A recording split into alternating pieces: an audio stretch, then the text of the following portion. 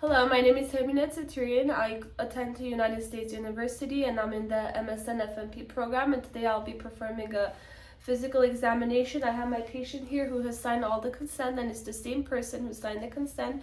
He's the age of over 18 and he's aware that if there's any abnormal findings, he will refer to his primary care doctor. So can you go ahead and state your full name, age, date of birth, and that you consent? And this is going to be recorded and uploaded to YouTube as unlisted for my instructor to grade, and if needed for audit purposes, other instructors may also review the video. Hermine Tsaturyan, birthday 06/27/1997. I'm 25, and I'm the same person who signed it, like she mentioned, and I understand. Okay. So I don't have any paper or any brain dump, and then here's my ears. I don't have any hearing devices on, and I will not be using any notes. I'm going to show you around the room just to get a 360 of the room. So I have the TV over here, and then this is the ground. There's nothing on there. This is where my camera is set up, and then here's the floor over here. Turning back to the TV, there's another wall over here, and then the floor, there's nothing on there. There's the window, and then here's the bed with nothing on the bed. And here is another door, and this is the ground. This is another mirror wall. This is the chair, and then these are all the supplies that I will need for me to be able to perform the examination. And I'm going to also show you my camera with the mirror, just so you can see that I don't have anything on my camera. So this is my camera, and there's nothing on there. And if needed, I might move the camera just to get a better view of the examination. But that's about it. And I do a test, and I promise to stick to the student code of conduct, and I will not be using any notes or anything, and everything will be done out of my memory. So, and I'm still waiting for my ID badge. Okay, we'll go ahead and get started.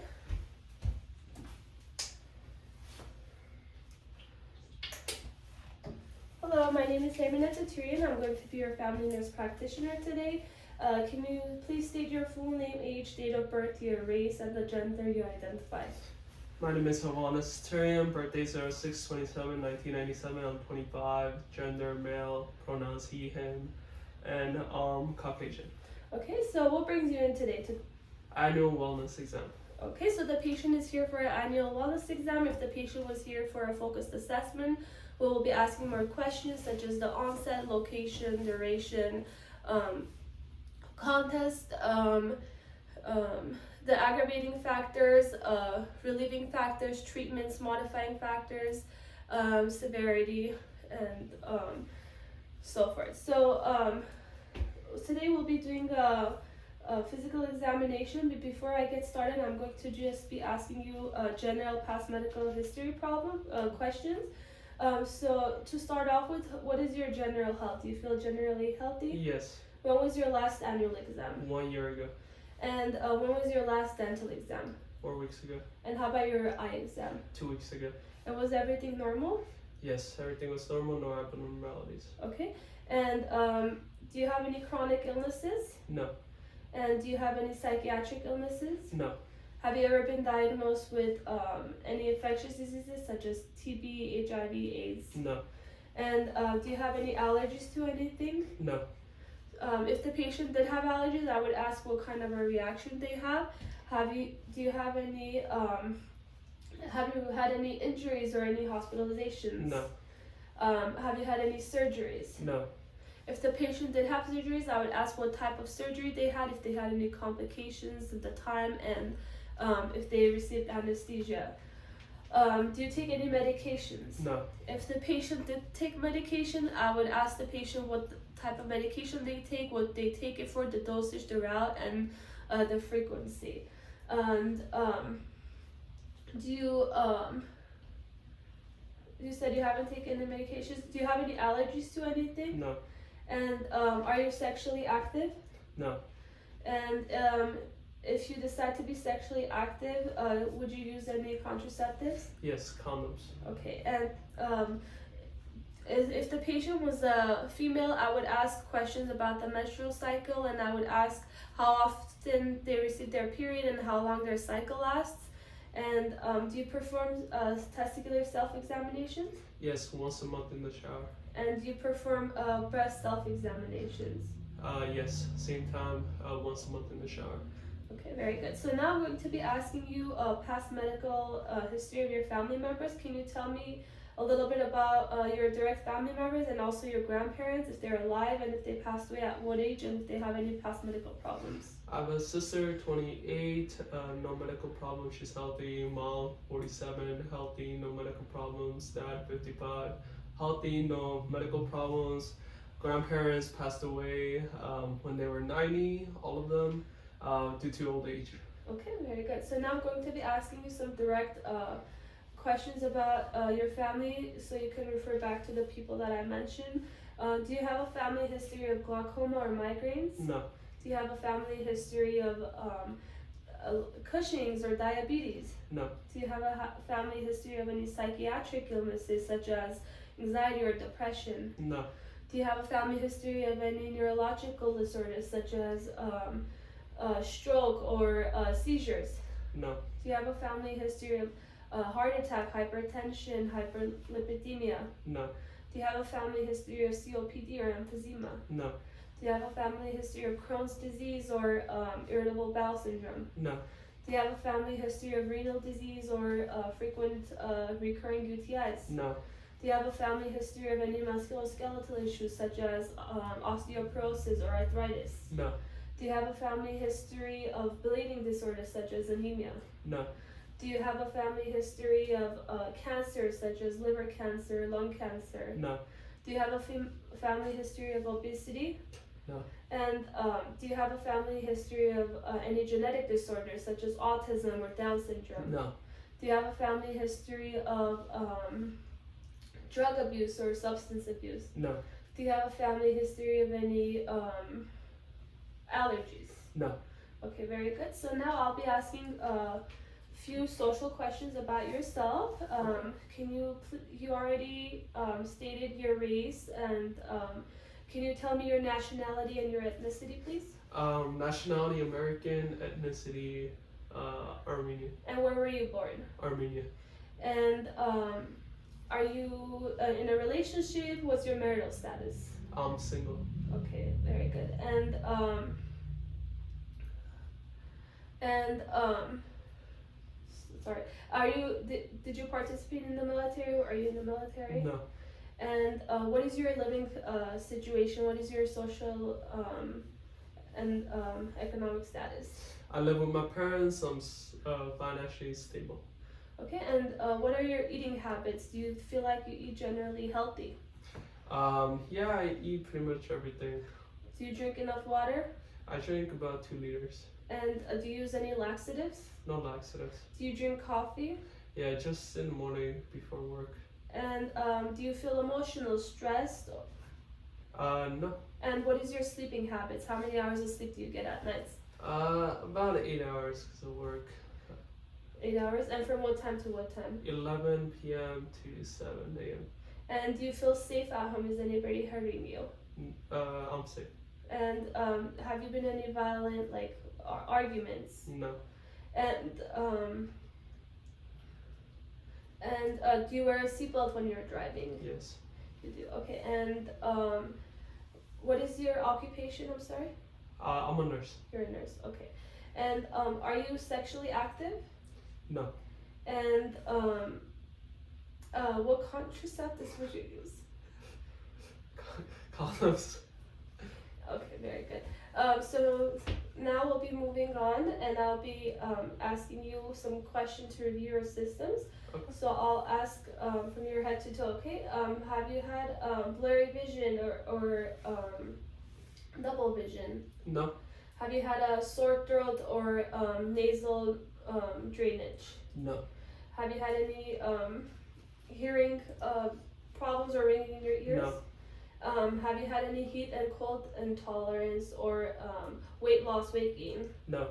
Have you had any heart palpitations or any chest pain? No. Have you had cough or shortness of breath? No. Have you had any diarrhea or constipation? No. And how often do you have a bowel movement? Once a day. And is it, can you describe the characteristics? It's firm, soft, no abnormalities. And do you have any difficulty urinating or blood in your urine? No. Have you had any difficulty moving any part of your joints or difficulty like muscles aches? No. And have you had any confusion or seizures? No. And have you had any bleeding abnormalities such as prolonged bleeding or easy bruising? No. And have you had any psychiatric problems like anxiety, depression? No. And any skin rashes or any lesions that you've noticed? No. Okay, very good. So I'm going to be starting the examination, but before that I'll be asking you a few questions. Okay. A few silly questions. Do you know where we are today? We're at the clinic. And what are we doing here today?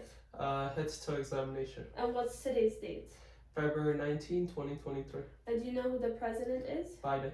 Okay, and do you know how an apple and an orange are similar? They're both fruits. Okay, very good. So patient is alert and oriented times 4. Patient is nicely groomed. Patient is dressed appropriate to the weather. Patient does not have any malodor. And we have obtained the patient's height and weight. So the patient's height is 5'7", and also the weight is 150 pounds.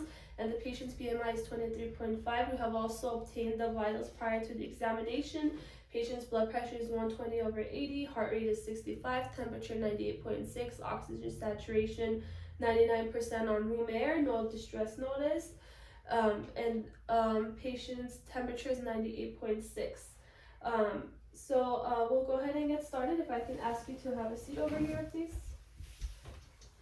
So we're doing a general inspection of the patient's skin. We're checking for any lesions, any cyanosis, any pallor, or any jaundice noted on all of the extremities. We're also checking for any papules, macules, or nevi, and then I see that the patient has a nevi over here, so we would ask the questions based on the ABCDE technique. So for asymmetry, border, characteristics, color, diameter, if it's greater than 6 millimeters, then that would be concerning, and if the mole has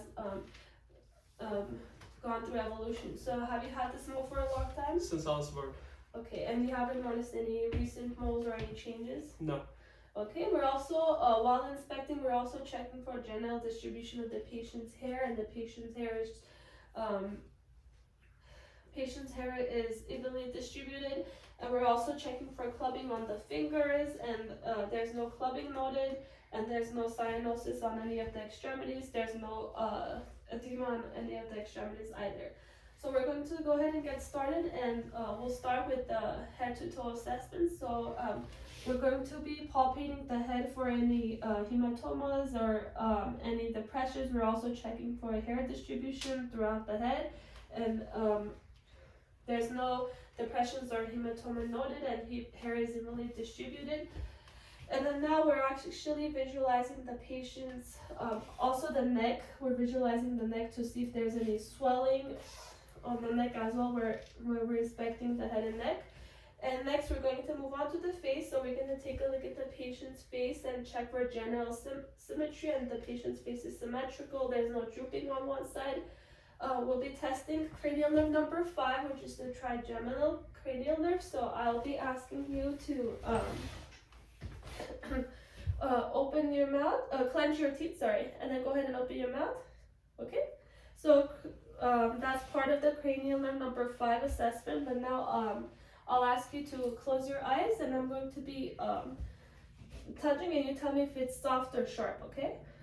Soft, soft, soft, sharp, sharp, sharp, sharp, sharp, sharp, soft, soft, soft.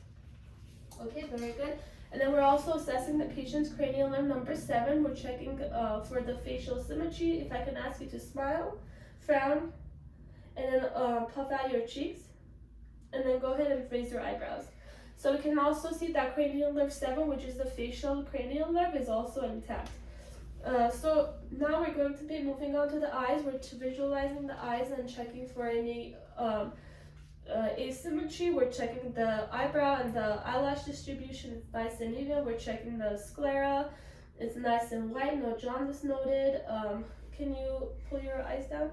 And we're checking the purpura conjunctiva. It's nice and pink, and the iris is nice and brown and round, and the lens is clear, and the cornea is translucent.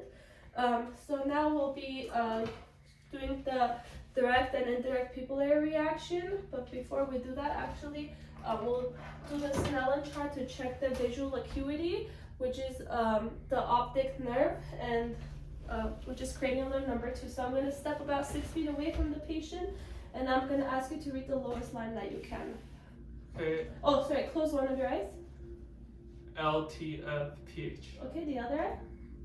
LTFPH. And also with both eyes open. LTFPH. Okay, so cranial nerve number 2 optic is intact. Patient is able to read the lowest line possible. So patient has 20/20 vision of what a normal person should see at 20 feet. He's able to see it. So now we're going to be checking the direct and indirect pupillary reactions. So we'll start off with the right eye. So we'll check the pupillary reaction on the right, direct pupillary reaction on the right eye. So the right eye should constrict. And now we're going to be checking the consensual pupillary reaction of the left eye by shining light on the right eye. Okay, very good. And now we'll be doing the same thing on the other side. So checking direct pupillary reaction of the left eye, and then now checking we're checking the consensual pupillary reaction of the right eye by shining the light on the left eye. And pupils are equal, round, reactive to light. And now we're going to be checking for convergence. I'm going to ask you to follow the tip of my pen and just only move your eyes and don't move your head, okay? Okay, so we can see that with convergence, patients' pupils are moving inwards, so they're converting. And now I'm going to check for accommodation. There's no great test for checking for accommodation, but when we move an object away from the patient's face, the pupils dilate. So patients' pupils are equal, round, reactive to light, and accommodation. So now we're going to be using our ophthalmoscope to visualize the patient's eyes. So we're going to use our ophthalmoscope, and we're checking to see if we can see the red light reflex, the cornea, and the optic disc. Okay, so we're able to visualize the red light reflex, the vessels, there's no hemorrhaging, there's no macular degeneration, and the optic cup to disc ratio is 1:3, and the optic disc is nice and creamy orange. So we'll do the same thing on the other side.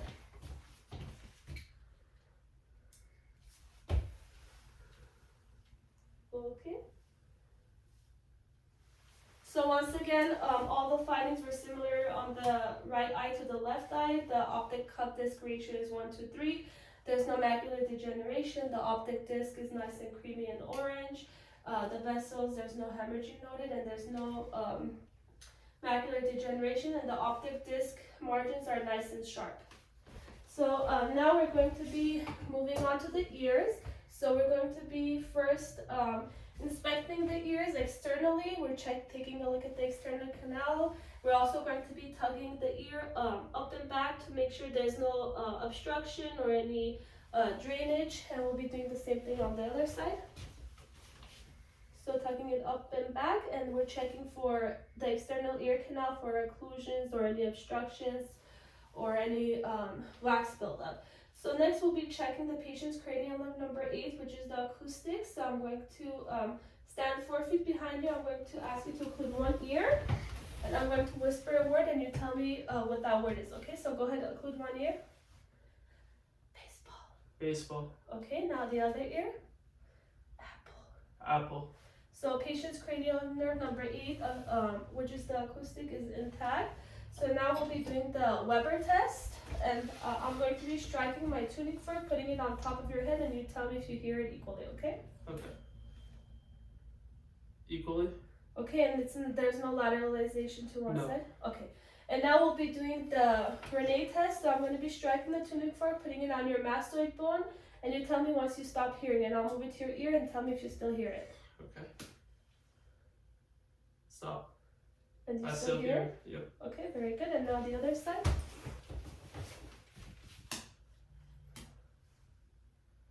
Stop. I hear it. Okay, very good. So now we're going to visualize the ear's internal canal with the otoscope.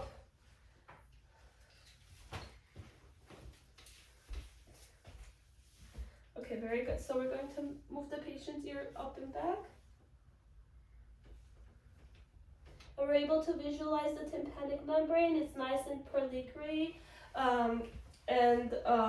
There's no erythema noted in the ear, and the clock is at 7 o'clock. The cone of light is at 7 o'clock. And now we'll be doing this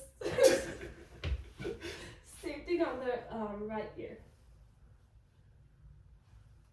Okay, once again, we can visualize the tympanic membrane. There's no erythema.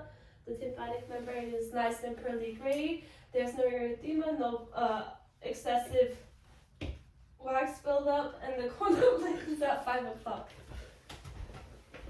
Okay, very good. So now we're going to be taking a look at the patient's nose. We're going to check externally, and there's no deformity of the nose, and there's no septal deviation from what we can see from the outside. Now we'll be using our light source to visualize the inside of the nose. And the nasal mucosa is nice and pink. There's no excessive drainage. And we're going to check the patency of the ear by asking the patient to include one ear and take a deep breath in. Okay, very good. And the other side.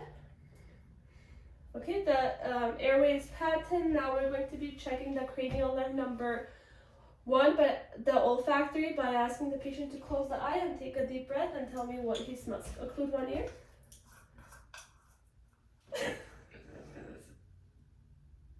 Okay. Coffee. Very good. And the other ear. Cinnamon. Very good. So patient's cranial nerve number 1 is intact. So we're going to be moving to the mouth, and we're going to take a look at the lips, and the lips are nice and moist. Color is consistent with ethnicity. There's no cyanosis noted. We're going to take a look at the dentition. Dentition is nice and even. There's no cavities. Can you pull down your lip? And we're also checking the gingiva. There's no bleeding noted. Can you do the upper one? Okay. And then go ahead and say ah. And we're going to take a look at the uvula. It's nice and midline. Tongue is nice and midline. The soft and hard palate are nice and pink, and the tongue is nice and pink, and the buccal mucosa is also nice and pink. And the patient's tonsils are at grade 0. Did you have your tonsils removed? Yep. Okay, so that explains why the grade is at 0. So now I'm going to ask you to say ah, and then go ahead and close your mouth and swallow. So we just tested the patient's cranial nerve number 9, which is the glossopharyngeal, and cranial nerve number 10, which is the vagus. And 9 and 10 are intact. Now I'm going to test for cranial nerve number 12. I'm going to ask you to open your mouth, stick your tongue out, move it side to side and up and down, and then close your and then move your tongue side to side. Okay, so cranial nerve number 12 is also intact. The next thing that we're going to do is we're going to palpate the patient's temporal arteries, and they're nice and strong, +2, and then the frontal sinuses, and then also the maxillary sinuses, and it's nice and unpalpable, and there's no tenderness noted. And then we're also going to palpate the tonsillary. Okay, very good. So no tenderness noted. And then also we're going to check the patient's TMJ. So I'm going to ask you to open your mouth. Okay, close. Very good, and there's no tenderness noted. Next, we're going to be checking the patient's cranial nerve number 11, the spinal accessory. So I'm going to ask you to shrug your shoulders. Okay, the other way. Very good. So the cranial nerve number 11, spinal accessory is intact. So now we're going to be moving on to the patient's neck.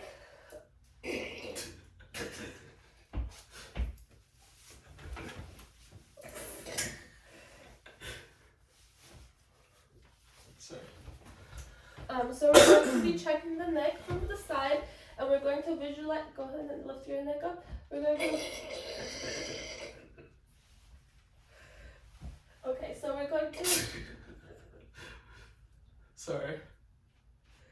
Okay, so we're visualizing the neck. We're also visualizing the trachea.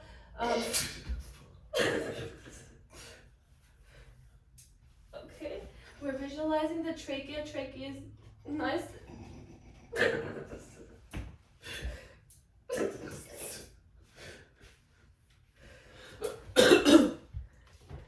Okay, I'm good. Okay, so the trachea is nice and midline. There's no deviation to one side. And we're also going to be using our light source and ask the patient to swallow. And we're also checking to make sure that the thyroid is not swollen. And we're also going to check the thyroid from the back. I'm going to feel for the coracoid cartilage. And I'm going to feel it and ask the patient to swallow one more time. And the thyroid is not palpable and there's no tenderness noted. So now I'm going to be checking the lymph nodes of the patient. So pre-auricular, we're checking for any tenderness.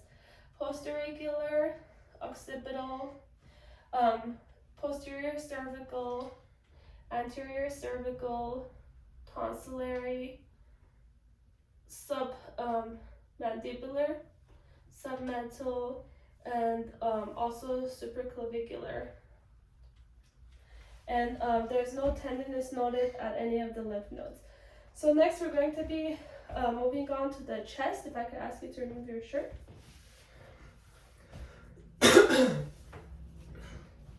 Okay, so we're going to be visualizing the patient's anterior and posterior chest. We're checking for any pectus excavatum or pectus carinatum, which I don't notice in the patient. The respiratory rate is about 16. Patient doesn't have asymmetrical chest movement. There's no use of accessory muscle. The effort is regular and the rate is regular, and also there's no retractions noted as well. So we're going to on anterior posterior chest ratio is 1:2. So we're going to take a look at the back. We'll go ahead and start with the thorax.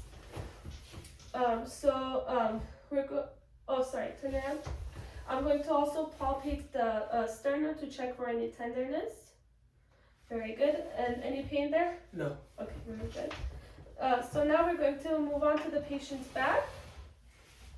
So again, we're inspecting for any deviation to one side. It's nice and even. We're going to be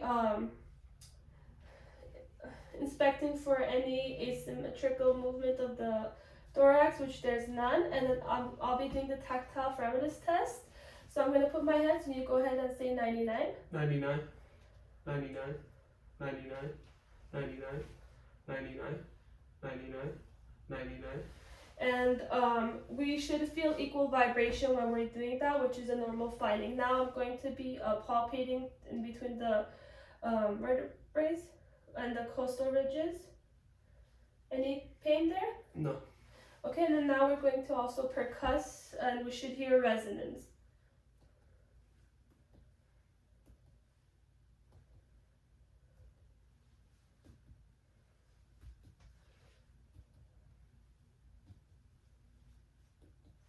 Okay, and we're also going to check the respiratory excursion rate. So go ahead. I'm going to ask you to take a deep breath. We're holding it at the 10th intercostal. Take a deep breath.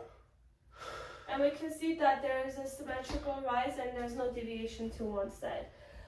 Okay, so I'll be also doing the diaphoretic excursion assessment. So I'm going to be, can I use a pen on your Yes. cup? Okay. If I could can ask you to turn sideways so the camera can have a better view. So I'm going to ask you to take a deep breath in, and I'm going to be percussing until I hear dullness, okay? And hold your breath. Okay. Very good. And then now I'm going to ask you to take a deep breath in, breathe out, exhale, and then hold it, okay? And once again, we have to hear dullness, and we'll stop there and mark it. Okay, and now we're going to be measuring the distance between the two markings. And this one is about 3.5 centimeters, which the normal range is anywhere from 3 to 5 centimeters. Now we'll be doing the same thing on the other side. Okay, so go ahead and take a deep breath in and hold it.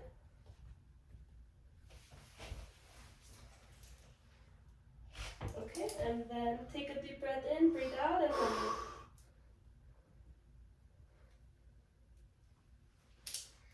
Okay, and now we're going to be measuring the distance between the two. And once again, this is also 3.5 centimeters, so it's symmetrical bilaterally. The last thing we're going to do is we're going to auscultate your lung sounds. So once I touch my stethoscope, go ahead and take a deep breath, okay?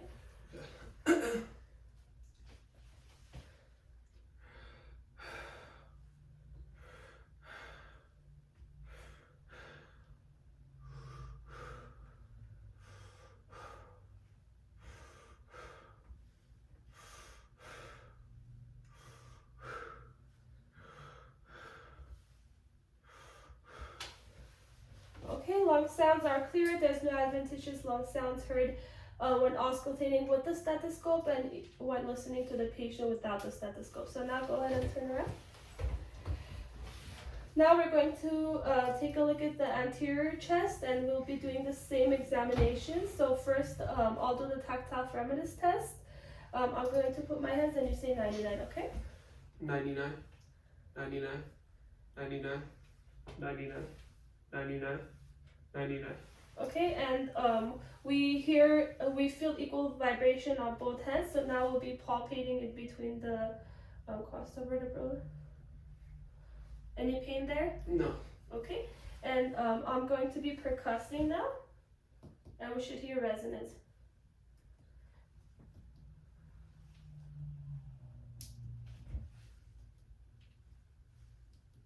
And we'll also be doing the lateral chest. And we hear resonance all around. So I'm going to also do the respiratory excursion rate. So holding it at the intercostal, take a deep breath in. And breathe out. And we can see that the chest rises symmetrically without any deviation to one side. So I'm going to also be auscultating your lung sounds anteriorly.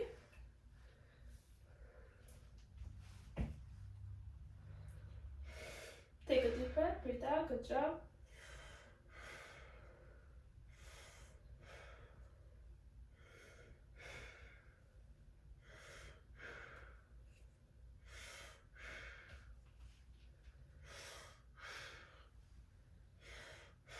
And also laterally. Okay, very good, and no adventitious lung sounds heard. Lung sounds are clear.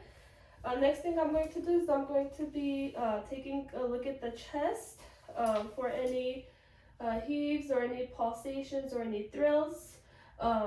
We're checking to see if there's any heaves or pulsations or thrills, and then I'm going to palpate the patient's carotid arteries. They're nice and strong and +2, and I'm also going to be palpating the 5-point landmarks of the heart. So apical, aortic right second intercostal, pulmonic left second intercostal, Erb's point third left intercostal, tricuspid left fourth intercostal, and then also mitral left fifth intercostal. So I'll be listening to the patient's heart sounds when the patient's sitting up, and then I'll have him lay down and I'll do the same again. We use the bell and the diaphragm. So aortic right second intercostal, pulmonic left second intercostal, Herbs points, left third intercostal, tricuspid left fourth intercostal, and then mitral left fifth intercostal. And now with the bell. Aortic, pulmonic, Herbs point, tricuspid, and apical. Okay, if I can ask you to please lay down.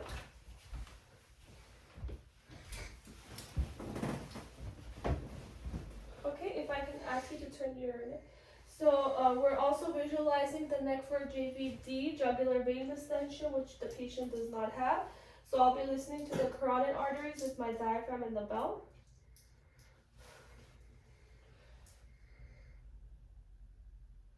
Okay, and the other side. And also with the bell.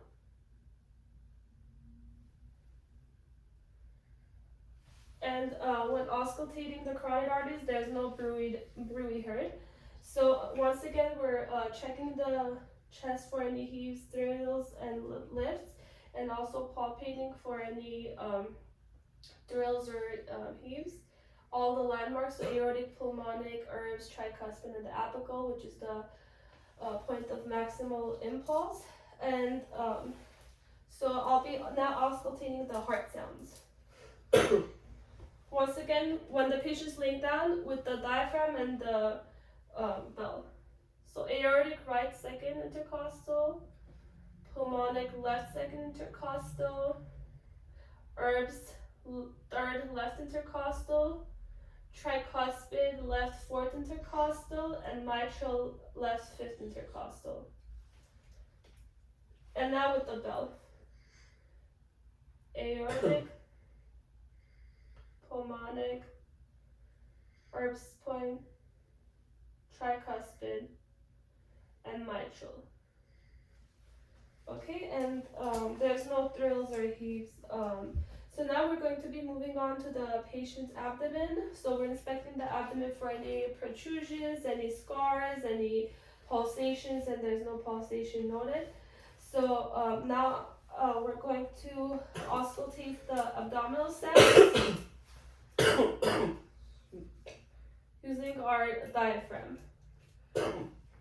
So right lower intercostal, right upper, left upper, and left lower. And their bell sounds are normal active and audible. And now I'll auscultate the aortic, renal, iliac, and femoral arteries using the bell and the diaphragm. So aortic, renal, right and left, iliac, and femoral, I'll be doing it over the clothing. And once again with the bell. So aortic, right renal, left renal, left iliac, right iliac, right femoral, and left femoral. And there's no thrills heard, and we're also going to be palpating the femoral arteries, and they're nice and strong, +2, and also the palpating the inguinal lymph nodes, which is nice and strong. Not palpable and non-tender. And we're also going to palpate the abdominal aorta and make sure there's no pulsations noted or any distension. So now I'm going to percuss the abdomen, and we should hear tympanic sounds. Okay, so and now we're going to do light palpation of the abdomen just to get the patient used to our touch. And then we'll do deep palpation to feel for any masses or any tumors. And there's no masses or tumors noted. So the next thing we're going to do is we're going to palpate the liver and the spleen. So first we'll palpate the lower border of the liver. So take a deep breath. And we're able to palpate the lower border of the liver. And we'll also be palpating the spleen. So, and the spleen should not be palpable. And it's at the anterior midclavicular line. Okay? And by the 10th intercostal ridge. And the spleen is not palpable. Now I'm going to be percussing the liver border. So do you mind if I use the pen again? No, go ahead. Okay, so we're going to start from the umbilicus and move upwards, and as soon as we hear dullness, we're going to mark that area.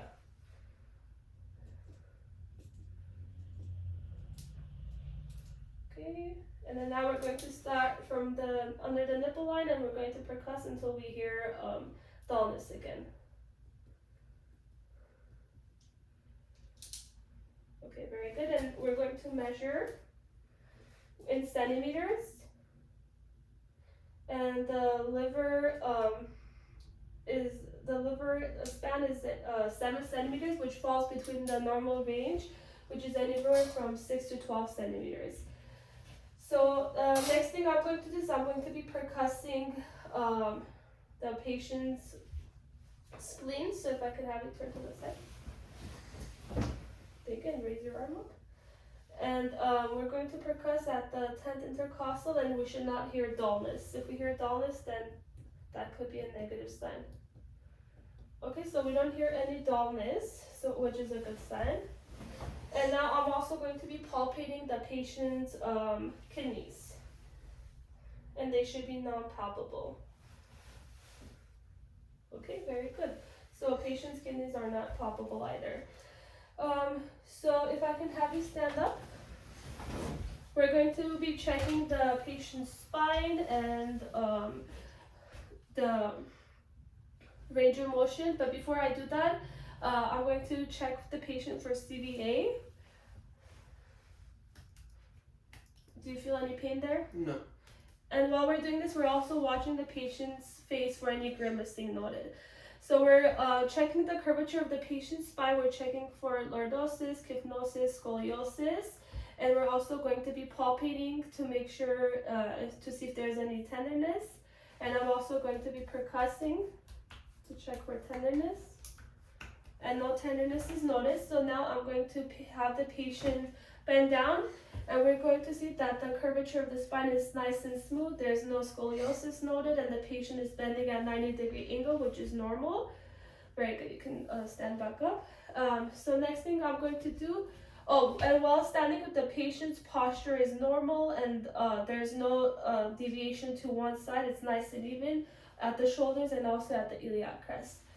So we're going to be doing a few range of motion activities for your cervical, thoracic, and lumbar spine. So first I'm going to ask you to move your head side to side, touching your ear to your shoulder, both sides, okay? Now go ahead and flex your head forward. Okay, and then now extend your neck backwards, looking up at the ceiling. Very good. And then if you could turn your neck side to side. Okay, very good. So the next test that I'm going to ask you to do is move side to side like this. Okay, very good. And then if you could rotate side to side. And we checked that the patient is able to bend forward. Can you also bend back? Okay, very good. Which is checking for extending backwards. Okay. So the next test that we're going to do is we're going to check for the shoulders, elbows, and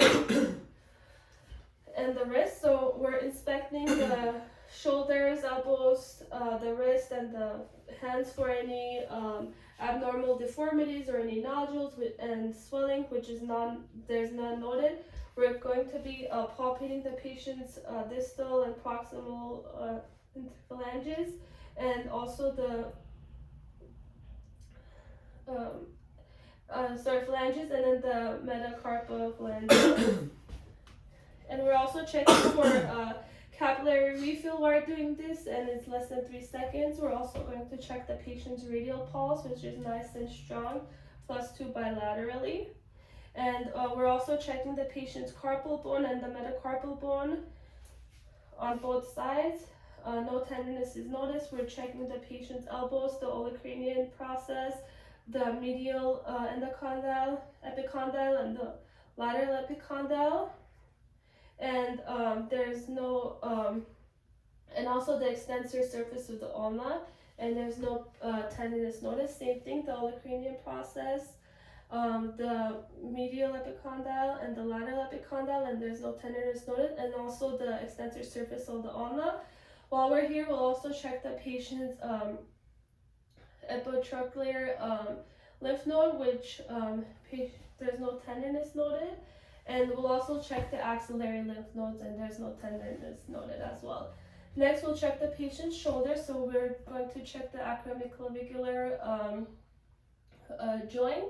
We're going to check the coracoid process for tenderness, the tubercle of the humerus, the subdeltoid musa, and then also the bicep groove. And then we'll also check the trapezius. We'll check the trapezius for tenderness and also the rhomboids. Okay, very good. So there's no tenderness noticed. So we're also going to be checking the patient for the range of motion in the patient's hands. So, sorry, just to give you some space, can you hold your fingers up? And then if you can abduct and then adduct, moving them closer together. And then your wrist, can you extend? Make a fist, I'm sorry. And extend. So add 90 degrees and then flex 90 degrees. Very good. And now I'm going to ask you to flex your elbows and then extend your elbows. And then if you can pronate and supinate. And then for your shoulders, if you can flex upwards at 180 and then extend backwards. Very good. And then if you can abduct. Very good. And then adduct, one at a time. And then if you can externally rotate each one at a, very good. And then internally rotate. Very good. And then with your wrist, if you can also abduct and then adduct. Good job. And now I'm going to check for your strength. So go ahead and push my fingers as strong as you can. Very good. And then put your wrists and push it up. Extend it. Very good. And then now try flexing it. Good job. And then now go ahead and flex your elbows and don't let me push it down. Good job. And now try to push it up. Good job. And then now your shoulders, hold it to your side and don't let me push it down. Okay, very good. And if you can also hold it up like this and don't let me push it down. Good job. And I'm also going to check the strength of your fingers. Just don't let me move them, close them. Okay, now close them and try to open it up against resistance. Very good. So I'm going to ask you to have a seat and I'm going to check for your reflexes. Okay, so the first reflex that I'm going to check is for your brachioradialis. So we should see twitching of the hand a little bit inwards. So bilaterally it's equal, and then also we're going to check the brachial. Okay, we see that twitching. Very good. And then we're also going to check the tricep reflexes. So just go ahead and relax your arm. Sorry, I'm trying to turn it back to the camera. Okay. And we see that shift of the hand. And the same thing on the other side. Very good. Now I'm going to ask you to close your eyes and I'm going to be touching you with objects and you tell me if it's sharp or soft, okay? Okay. Sharp, sharp, sharp, sharp, soft, soft, soft, soft. Okay, very good. I'm going to check your reflexes on your lower extremities, and then I'll have you lay down. Okay. And we'll check your lower extremity range of motion. Okay, so we'll check the patellar reflex, and we can see the leg moving right there. Okay, very good, and also the Achilles. And we can see the shift of the toes upwards. Okay, very good. So go ahead and remove your socks, and then I'll ask you to lay down.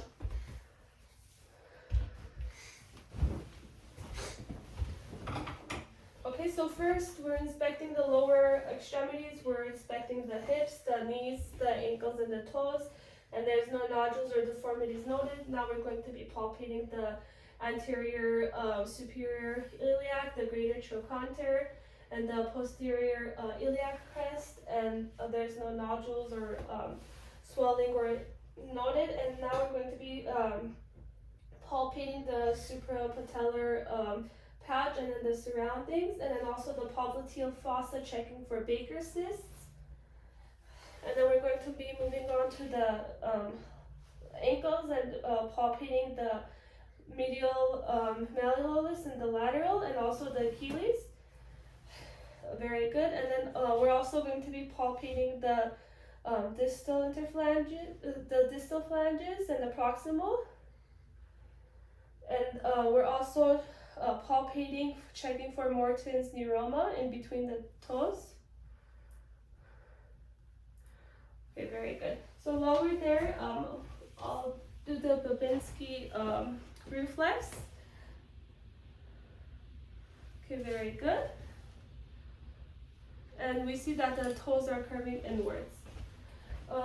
So now we're going to be checking the range of motion in your legs. So if you can elevate your leg one at a time. Okay, very good. And then now I'm going to help you do it. And we're checking the range of motion in the hip. And then can you do that against resistance one at a time? Okay, very good. And now I'm going to ask you to abduct your leg one at a time. And then go ahead and abduct it one at a time, moving it medially. And the other side. And then now I'm going to do it with passive range of motion. Okay, very good. If you can lay on your back now, we're checking for extension in the front when the patient flexes his leg. We're checking for flexion. Now go ahead and elevate your leg one at a time, and we're checking for extension. Now can you do it against resistance? Okay, and then I'll do it passively now. Very good. And then now if you can lay on your side, we're going to be checking the range of motion in the knees. So if you can flex your leg backwards, touching your heel to your buttock. Okay, go ahead and extend it. Now it's at 0 degrees from 120. Now I'll help you do it. Flex 120, extend to 0. And now can you do it against resistance? Okay, very good. And then the other side. Now turn to the other side. Okay, same thing. Flex your leg touching your heel to your buttock. Good job. Extend it. Then now I'll help you. Okay, and then go ahead and flex and try to push against resistance. Good job. And now you can lay on your back. So next we're going to be checking the range of motion in your ankles. So can you rotate your ankles and then inwards and outwards? Okay, very good. And I'm also going to be palpating your popliteal pulses. It's nice and strong, +2. Equal bilaterally, and also the dorsalis pedis. And then also the posterior tibial, and they're all +2 equal bilaterally. So next I'm going to be checking the range of motion in your feet. So can you curl your toes inwards? Okay, and then extend. Very good. And then go ahead and try to do it against resistance. And then inward, curl your toes. Good job. And then now I'm going to ask you to dorsiflex. Okay, and that's plantar. And then go ahead and dorsiflex. Good job. And then now do it by yourself. Okay, very good. And then I'm going to help you do it. So dorsiflex and plantar flex. Very good. And then can you abduct your toes and then adduct? Very good. And then also the capillary refill on the lower extremities, it's less than 3 seconds. And that concludes the end of our examination. Thank you so much. Thank you.